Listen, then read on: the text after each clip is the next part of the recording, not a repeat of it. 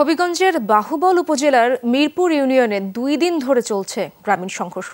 দেশীয় অস্ত্র নিয়ে অন্তত 20টি গ্রামের মানুষ মারামারিতে জড়িয়েছেন। এ পর্যন্ত আহত হয়েছেন শতাধিক মানুষ। ঠিক কি নিয়ে এই সংঘর্ষ তা নিশ্চিত করতে পারেনি পুলিশ। Redmi 13 স্টাইল বানাই দুনিয়া কাঁপায়।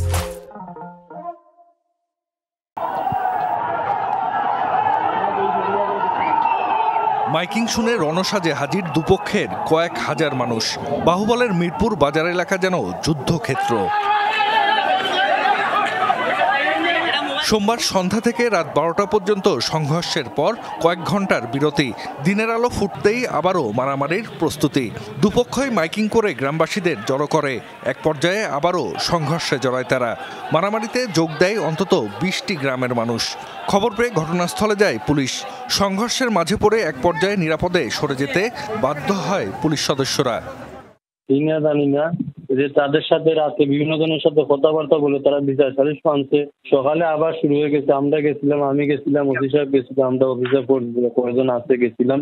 আমরা মাঝে রাইকে আমাদের তারা আবার শুরু করে দিছে। আমাদের উপর ইট পাটকেল ছুটছে। স্থানীয়রা জানায় সোমবার লামাতাসি গ্রামের আলফু মিয়ার সাথে বানিয়াগাঁও গ্রামের জহুরুল মিয়ার কথা কাটাকাটি হয়। কেউ বলছেন পাওনা টাকা নিয়ে বাকবিতণ্ডা, আবার কেউ বলছেন নারী ঘটিত বিষয় নিয়ে তাদের মধ্যে তর্ক হয়। এক পর্যায়ে দুপক্ষের লোকজনের মধ্যে সংঘর্ষ শুরু হয়। 5 ঘন্টা ধরে মারামারির পর সালিশ বৈঠকে সমঝোতার মাধ্যমে তা থামে।